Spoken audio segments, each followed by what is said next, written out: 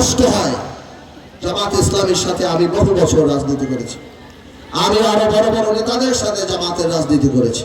মুজাহিদ সাহেব, নিজামী সাহেব, কাদের মোল্লা, আরো অনেকে। ওনারা আজকে নেই, ইন্তেকাল করেছেন। আমি এখন যারা রাজনীতি করছেন জামাতের, আমার চিন্তা করতে কষ্ট লাগে যে এই জামাত নাকি কত অর্গানাইজড, এই জামাত নাকি কত প্রশিক্ষণ প্রাপ্ত, কত ভালো, অথচ তারা ধর্ম বিক্রি করে জান্নাতের টিকিট করে বাংলাদেশের গ্রামে গ্রামে যে সাধারণ মানুষের কাছে পৌঁছাচ্ছে। রাজনীতিতে আমাদের অনেক ত্যাগ। ঢাকা সিটিতে যারা টকশোতে আমাদের দেখে কিংবা বিএনপির পাশে আমাদের দেখে, অনেক তরুণরাই আমাদেরকে মনে করে 8-10টা তরুণ রাজনীতির মতো আমরা একজন। কথাটা সত্যি না। 2001-এ 4 দলীয় জোট হওয়ার পরে 4 দলীয় সরকার হওয়ার কথা ছিল। বিভিন্ন কারণে সেই সরকার হয়নি। অনেক বিখ্যাত নেতা ছিল, কিন্তু অনেক বিশ্বস্ত নেতা ছিল না। তারা অনেক ঘটনা ছিল। তারপরে কোনোদিনও আমরা এক মুহূর্তের জন্য চিন্তা করিনি দেশ নেত্রী খালেদা জিয়ার বাইরে আমরা চিন্তা করব। আমার বাবা যখন মঈনুদ্দিন ফখরুদ্দিনের সেই সরকারের সময়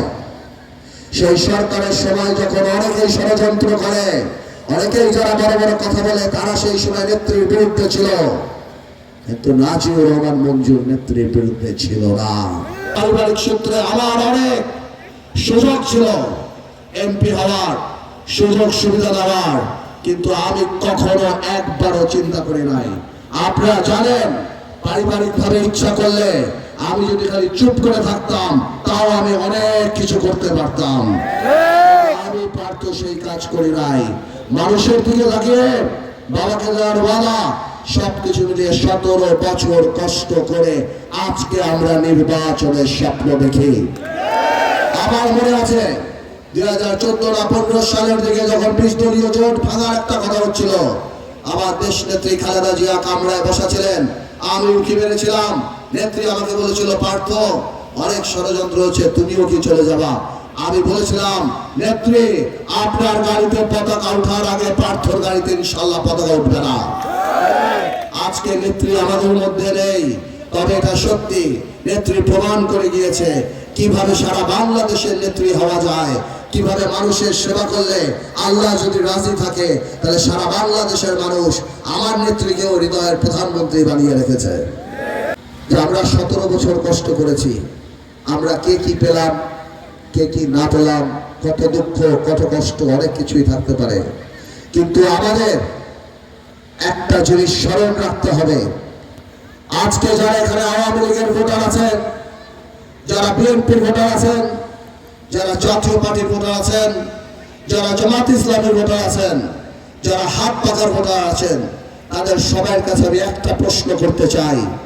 আপনারা নিজেরা নিজের বুকে হাত দিয়ে জিজ্ঞেস করুন, এই ভোলা বরিশাল সেতু হওয়ার জন্য কাকে দরকার?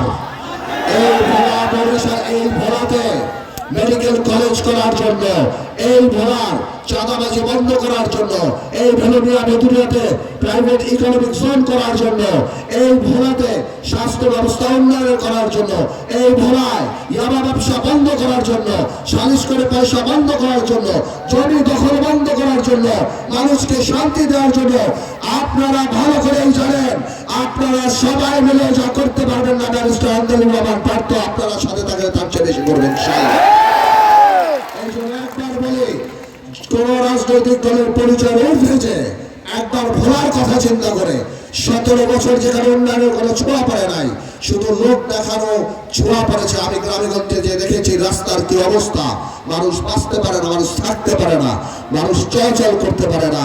আসেন আমরা রাজনৈতিক এই ভেদাভেদ ভুলে যাই, ভোলার উন্নয়নের জন্য, ভোলাকে সামনের দিকে এগিয়ে নেওয়ার জন্য আমরা সবাই গরুর গাড়িতে ভোট দিয়ে প্রমাণ করি যে আমরা ভোলাকে ভালোবাসি।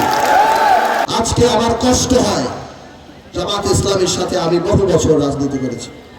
আমি আরো বড় বড় নেতাদের সাথে জামাতের রাজনীতি করেছি। মুজাহিদ সাহেব, নিজামী সাহেব, কাদের মোল্লা, আরো অনেকে। ওনারা আজকে নেই, ইন্তেকাল করেছেন। আমি এখন যারা রাজনীতি করছেন জামাতের, আমার চিন্তা করতে কষ্ট লাগে যে এই জামাত নাকি কত অর্গানাইজড, এই জামাত নাকি কত প্রশিক্ষণপ্রাপ্ত, কত ভালো, অথচ তারা ধর্ম বিক্রি করে জান্নাতের টিকিট করে বাংলাদেশের গ্রামে গ্রামে যে সাধারণ মানুষের কাছে ভোট চাচ্ছে। এটা লজ্জার ব্যাপার, এটা দুঃখের ব্যাপার, এটা ধিক্কারের ব্যাপার। আমি পরিষ্কার করে বলে দিতে চাই আমার মা বোনেরা, জান্নাত জাহান্নামের মালিক আল্লাহ তাআলা। যে ব্যক্তি আপনার কাছে জান্নাত জাহান্নাম বিক্রি করতে আসবে, ও দাজ্জাল। একমাত্র দাজ্জালই বলতো যে আমার এক হাতে বেহেশত, আমার এক হাতে জাহান্নাম। আর আমার প্রাণপ্রিয় হযরত মুহাম্মদ সাল্লাল্লাহু আলাইহি ওয়াসাল্লাম বলতো ওর বেহেশত আসলে জাহান্নাম, ওর জাহান্নামই বেহেশত। তারা আপনাদের আবেগ নিয়ে খেলে, তারা বর্তমান দিতে পারে না বলে তারা কবরের নিচে যাওয়ার পরে আপনি কি জান্নাতে যাবেন না জাহান্নামে যাবেন, যে ব্যক্তি ওই টিকিট বিক্রি করে তাকে জিজ্ঞেস করবেন ভাই তুমি কি জাহান্নামে যাবা না জান্নাতে যাবা, তাকে কত বড় মুনাফিক যে সাধারণ মানুষের কাছে যে স্বপ্ন দেখাতে পারে না, স্বপ্ন বাস্তবায়ন করার যোগ্যতা নাই, তারা যে আখিরাতের স্বপ্ন বিক্রি করে যে জান্নাতে বা জাহান্নামে যাওয়া।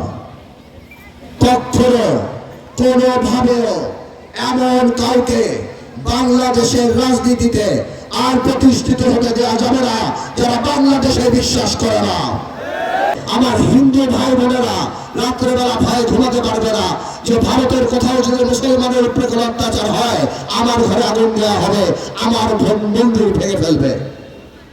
আমি আপনাদের মাধ্যমে সকল হিন্দু ভাই বোনদের বলে দিতে চাই, আমাদের জন্য আপনাদের জন্য এই নির্বাচন আওয়ামী লীগ বিএনপি জাতীয় পার্টি নির্বাচন না, উন্নয়নের না, আপনাদের জন্য এটা নিরাপত্তার নির্বাচন।